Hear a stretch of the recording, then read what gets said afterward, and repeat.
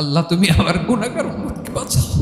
বিশ্বনবী পাগলের মতো একবার হাউজে কাউসারে যাবেন, একবার সিরাতে যাবেন, একবার পুলসিরাতের দিকে, একবার হাউজে কাউসারের দিকে পাগলের মতো দৌড়াতে থাকবেন। তার কোনো গুনাহগার উম্মত যাতে জাহান্নামে ঢুকে না যায়। সেদিন কেউ সুপারিশ করতে পারবে না বিশ্বনবী ছাড়া। কিয়ামতের ময়দানে ওই বিভীষিকাময় সময়ে মুসিবতের কালে মানুষগুলো পাগল হয়ে বিশ্বনবীকে খুঁজতে আরম্ভ করবে।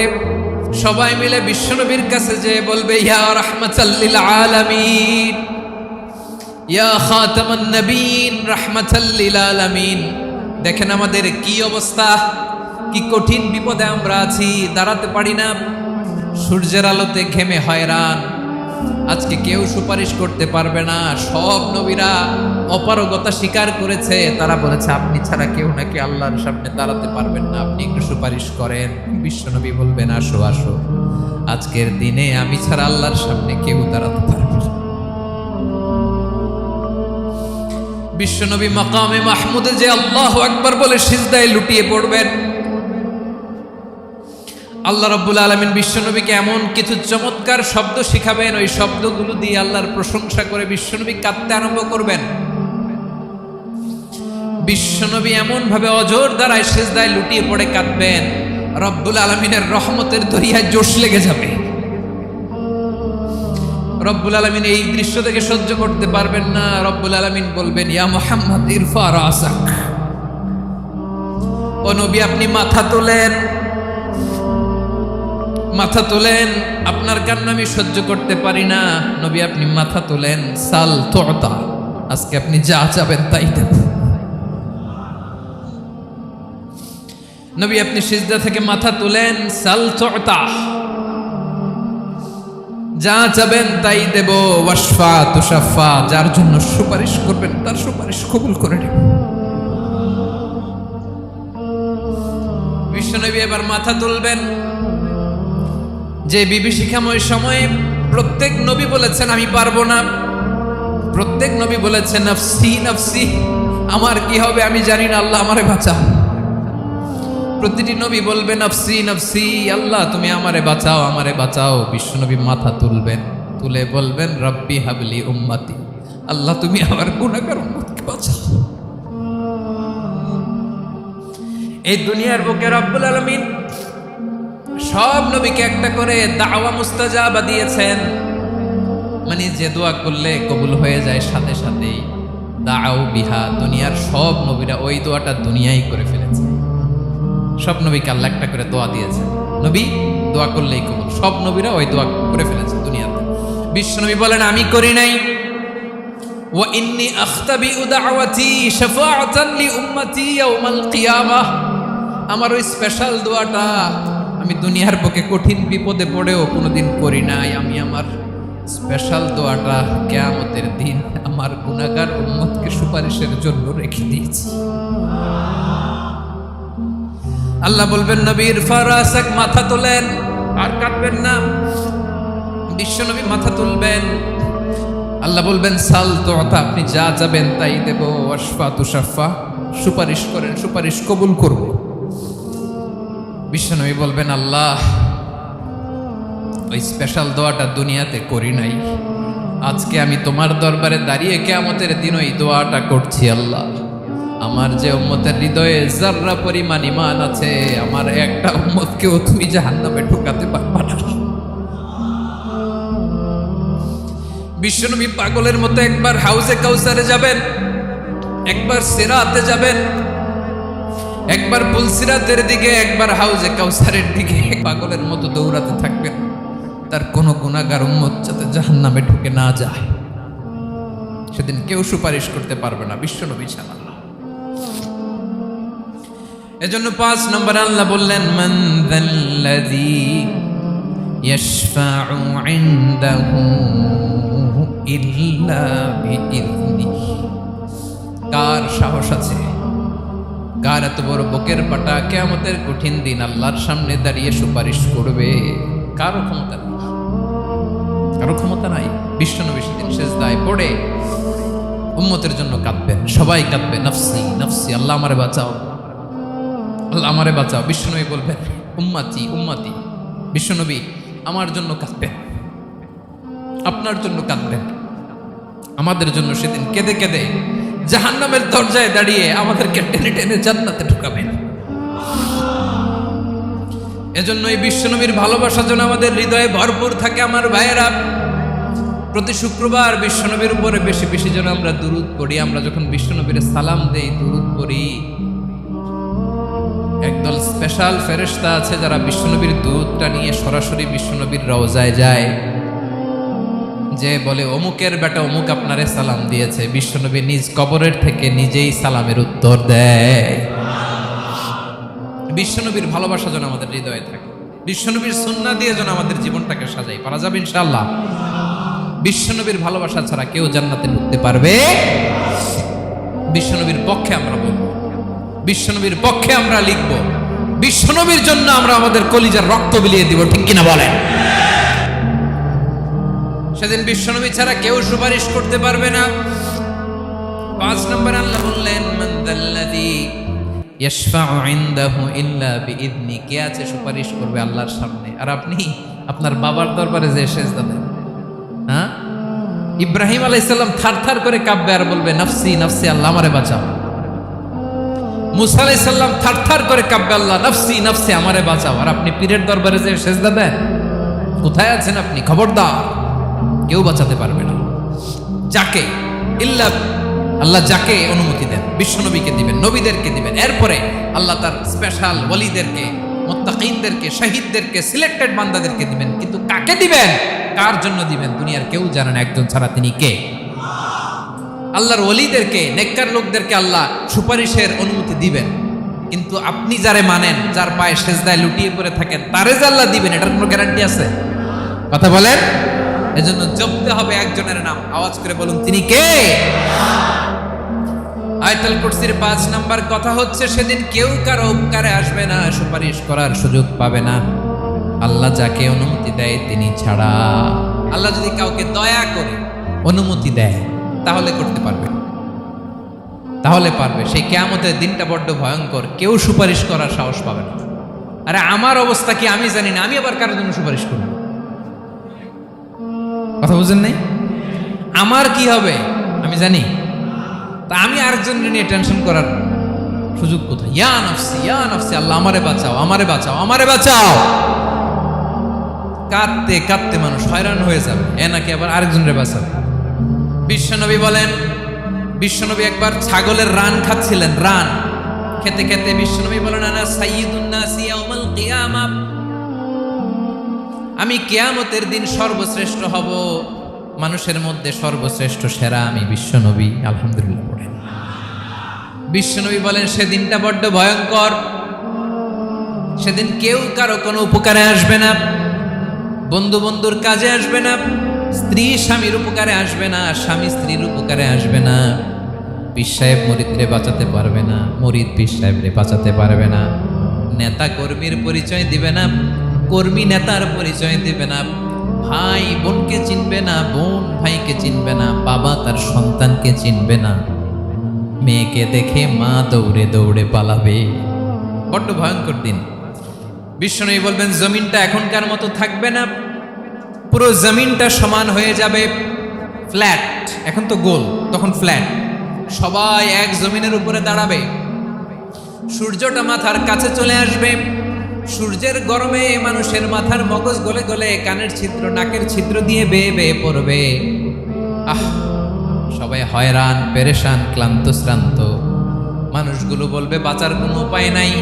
50,000 বছর মানুষ এরকম দৌড়াবে, চিৎকার করবে, কাঁদবে, বাঁচার কোনো উপায় নাই। সবাই বলবে, আল্লাহ যদি বিচারটা শুরু করতো, যা হবার হবে, আগে বিচার শুরু করুন। বিচারই শুরু হয় না, বিচার শুরু হইতেই 50,000 বছর। আল্লাহ, 50,000 বছর, 5,000, 15,000 না, 50,000 বছরের যাব। মানুষগুলো কাঁদতে কাঁদতে বলবে, চলো আমরা আদম আলাইহিস সালামের কাছে যাই, যেন আল্লাহর যে সুপারিশ করে, আল্লাহ আপনি বিচার শুরু করেন।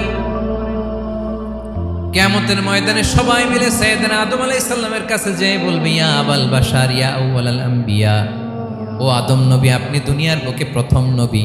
আল্লাহ নিজ হাতে আপনারে 60 হাত লম্বা করে বানিয়েছেন। আপনার সম্মানে ফেরেশতাদেরকে সেজদা দিতে বলেছেন। দুনিয়ার প্রথম নবী, প্রথম মানুষ আপনি। আপনি আল্লাহর যে সুপারিশ করেন যেন আল্লাহ বিচার শুরু করে। আদম আলাইহিস সালাম বলবেন আমি পারবো না, কারণ আল্লাহ আমাকে একটা নিষিদ্ধ গাছের কাছে যেতে নিষেধ করেছিল, আমি ভুল করে এই গাছের ফল খেয়েছি। নাফসি নাফসি, আজকে আমার কি হবে আমি জানি না, আমি বড় লজ্জিত। আমারে যদি আল্লাহ জিজ্ঞেস করে কেন খাইছিলাম, আমার কোনো উত্তর নাই। তোমারে বাঁচামো কেমনে আমি? নবীরা থার থার করে কাঁপবে সেদিন। আদম আলাইহিস সালাম বলবেন আমি পারবো না, মাফ করো আমাকে, আমি পারবো না। ওই যে ভুল করে গন্ধম খেয়ে ফেলেছি, নিষিদ্ধ গাছের ফল খেয়ে ফেলেছে, আমি বড় লজ্জিত, অনুতপ্ত, আমি পারবো না। আজকে আল্লাহ এত রাগান্বিত হয়েছে, আগে কখনো আল্লাহ এত রাগান্বিত হয় নাই, ভবিষ্যতে আল্লাহ কখনো এত রাগান্বিত হবে না। আমি পারবো না। এক কাজ করো, তোমরা নূহ আলাইহিস সালামের কাছে যাও। কোন নবী? লোকেরা এবার পাগলের মতো দৌড়াতে দৌড়াতে আল্লাহর নবী নূহ আলাইহিস সালামের কাছে যেয়ে বলবে ইয়া নবী আল্লাহ নূহ, আনতা আউয়ালুর রুসুলি ফিল আরদ, আপনি জমিনে প্রথম রাসূল। আদম আলাইহিস সালাম নবী ছিলেন, রাসূল ছিলেন না। এই দুনিয়ার বুকে প্রথম রাসূল ছিলেন আল্লাহর নবী নূহ আলাইহিস সালাম। সবাই বলবে ও নবী আল্লাহ নূহ, রাসূল আল্লাহ নূহ, আল্লাহ আপনাকে আবদান শাকুরা, শুকরগুজার বান্দা বলে কোরআনে বলেছে। কোরআনে নূহ আলাইহিস সালামের নামেও সূরা আছে না নাই? আপনি আল্লাহর প্রিয় বান্দা, প্রিয় রাসূল। দেখেন আমাদের কি দশা, ঘামতে ঘামতে শেষ। জমিনটা তামার জমিন, সূর্যটা মাথার কাছে, কি করবো আর পারি না, ঘামতে ঘামতে আর কত ঘামবো, কত দাঁড়িয়ে থাকবো। আল্লাহরে যে বলেন বিচার যেন শুরু করে। নূহ আলাইহিস সালাম বলবেন আমিও পারবো না, আমিও পারবো না। আমি আমার ছেলের জন্য এক কথা বলে ভুল করে ফেলছি। যখন মহাপ্লাবন হবে আমি বললাম আল্লাহ আমার কলিজার টুকরা সন্তান রে বাঁচান। আল্লাহ বললেন ও নূহ, সে তোমার সন্তান না, কারণ সে ঈমান আনে নাই, সে পাহাড়ের উপর দাঁড়িয়েছে, দেখি কেমনে সে বাঁচে। ওই যে আমি একটা না বুঝে আবদার করেছি, আল্লাহ আমার উপর রেগে গিয়েছিলেন।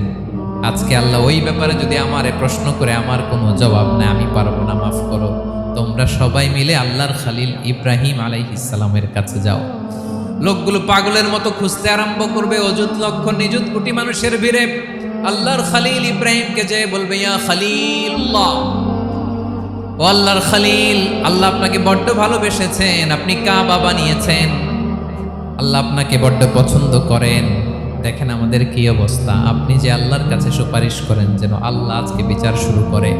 আল্লাহর নবী ইব্রাহিম বলবেন আমিও পারবো না, আমি আমার জীবদ্দশায় 3টা মিথ্যা বলেছি। কয়টা? আসলে মিথ্যা না, একটু টুইস্ট করে কৌশল করে কথা বলেছিলেন, ওইটাকে হাদিসে মিথ্যা বলা হয়েছে।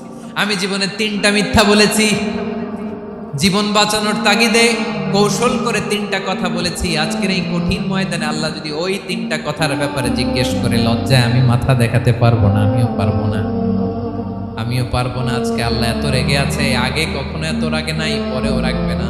তোমরা সবাই মিলে বনি ইসরাইলের নবী মূসা আলাইহিস সালামের কাছে যাও। সবাই এবার যাবে মূসা আলাইহিস সালামের কাছে, যেয়ে বলবে ইয়া নবী আল্লাহ মূসা, আপনি ছিলেন কালিমুল্লাহ, আল্লাহর সাথে সরাসরি কথা বলতেন। রব্বুল আলামিন আপনাকে তাওরাত কিতাব দিয়েছেন, আপনি যে একটু সুপারিশ করেন। আল্লাহর নবী মূসা বলবেন মাফ করো, আমিও পারবো না, আমি দুনিয়ার বুকে ভুল করে একটা মানুষকে মেরে ফেলেছি। আমি মারছিলাম আদব শিক্ষা দেওয়ার জন্য এক থাপ্পড়, এই থাপ্পড়ে যে ওই লোক মরেই যাবে আমি জানতাম না। আজকে আল্লাহ যদি জিজ্ঞেস করে কেন মারলা, জবাব আছে? ওই লজ্জায় আমি অনুতপ্ত, আমি পারবো না, আমার এই কথা বলো না। আজকে আল্লাহ বড্ড রেগে আছে, আমি পারবো না। তোমরা আল্লাহর নবী ঈসা আলাইহিস সালামের কাছে যাও। কিয়ামতের ময়দানে মানুষগুলো পাগল পাড়া হয়ে আল্লাহর নবী ঈসা আলাইহিস সালামের কাছে যাবে, যে বলবে নবী ঈসা আপনি রূহুল্লাহ, বাবা ছাড়া আল্লাহ আপনাকে বানিয়েছেন, ইনজিল কিতাব দিয়েছেন, মৃত মানুষকে আপনি জীবিত করতে পারতেন। আজকের এই কঠিন বিপদের দিনে আপনি আমাদের সাহায্য করেন। আল্লাহর কাছে যে বলেন যেন বিচার শুরু করে। ঈসা আলাইহিস সালাম বলবেন আমিও পারবো না, ইন্নী উবিদতু মিন দুনিল্লাহ, আমার উম্মত খ্রিস্টানেরা আল্লাহরে বাদ দিয়ে আমি ঈসার ইবাদত করেছে। আমার মা ম্যারি আর আমাকে ডাকতো জেসাস ক্রাইস্ট, আমার ইবাদত করেছে। যদিও আমি আমার ইবাদত করতে বলি না, ঈসা আলাইহিস সালামও ইবাদত করতে বলেছেন একজনের, তিনি কে? আল্লাহ নবী সাল্লাল্লাহু আলাইহি সাল্লাম বলবেন আমিও পারবো না, আজকে আল্লাহ অনেক রেগে আছে, আমি পারবো না, তবে একটা পরামর্শ দিতে পারি, একটা সাজেশন দিতে পারি। আজকের দিনে এই কঠিন মুসিবতের কালে, এই কঠিন সময়ে কেউ আল্লাহর দরবারে দাঁড়িয়ে একটা টু শব্দ করার ক্ষমতা কারো নাই, একমাত্র আখিরি জামানার পয়গম্বর বিশ্বনবী মুহাম্মদুর রাসূলুল্লাহ ছাড়া। মানুষগুলো এবার আগুনের মধ্যে পানি দিলে যেমনি আগুন নিভে যায়, দাউ দাউ করা হৃদয়ে জ্বলন্ত আগুন তাদের ঠান্ডা হবে। কিয়ামতের ময়দানে ওই বিভীষিকাময় সময়ে মুসিবতের কালে মানুষগুলো পাগল হয়ে বিশ্বনবীকে খুঁজতে আরম্ভ করবে।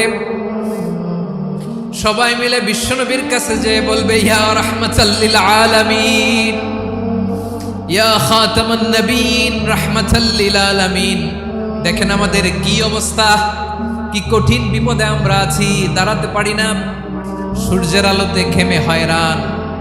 আজকে কেউ সুপারিশ করতে পারবে না। সব নবীরা অপারগতা স্বীকার করেছে, তারা বলেছে আপনি ছাড়া কেউ নাকি আল্লাহর সামনে দাঁড়াতে পারবেন না, আপনি একটু সুপারিশ করেন। বিশ্বনবী বলবেন আসো আসো, আজকের দিনে আমি ছাড়া আল্লাহর সামনে কেউ দাঁড়াতে পারবে না। বিশ্বনবী বলবেন আল্লাহ, ওই স্পেশাল দোয়াটা দুনিয়াতে করি নাই, আজকে আমি তোমার দরবারে দাঁড়িয়ে কিয়ামতের দিন ওই দোয়াটা করছি। আল্লাহ, আমার যে উম্মতের হৃদয়ে যাররা পরিমাণ ঈমান আছে, আমার একটা উম্মতকেও তুই জাহান্নামে ঢোকাতে পারবা না। বিশ্বনবী পাগলের মতো একবার হাউজে কাউসারে যাবেন, একবার সিরাতে যাবেন, একবার পুলসিরাতের দিকে, একবার হাউজে কাউসারের দিকে পাগলের মতো দৌড়াতে থাকবেন। তার কোনো গুনাহগার উম্মত যাতে জাহান্নামে ঢুকে না যায়, সেদিন কেউ সুপারিশ করতে পারবে না বিশ্বনবী ছাড়া। কারো ক্ষমতা নাই। বিশ্বনবী সেদিন সিজদায় পড়ে উম্মতের জন্য কাঁদবেন, সবাই কাঁদবে নফসি নফসি, আল্লাহ আমারে বাঁচাও, আল্লাহ আমারে বাঁচাও। বিশ্বনবী বলবেন উম্মতি উম্মতি। বিশ্বনবী আমার জন্য কাঁদবেন, আপনার জন্য কাঁদবেন, আমাদের জন্য সেদিন কেঁদে কেঁদে জাহান্নামের দরজায় দাঁড়িয়ে আমাদেরকে টেনে টেনে জান্নাতে ঢুকাবেন। এজন্যই বিশ্বনবীর ভালোবাসা যেন আমাদের হৃদয়ে ভরপুর থাকে। আমার ভাইয়েরা, প্রতি শুক্রবার বিশ্বনবীর উপরে বেশি বেশি যেন আমরা দুরূদ পড়ি। আমরা যখন বিশ্বনবীর সালাম দেই, দুরূদ পড়ি, একদল স্পেশাল ফেরেশতা আছে যারা বিশ্বনবীর দুরূদটা নিয়ে সরাসরি বিশ্বনবীর রওজায় যায়, যে বলে অমুকের বেটা অমুক আপনারে সালাম দিয়েছে। বিশ্বনবী নিজ কবরের থেকে নিজেই সালামের উত্তর দেয়। বিশ্বনবীর ভালোবাসা যেন আমাদের হৃদয়ে থাকে, বিশ্বনবীর সুন্নাহ দিয়ে যেন আমাদের জীবনটাকে সাজাই। পারা যাবে ইনশাআল্লাহ।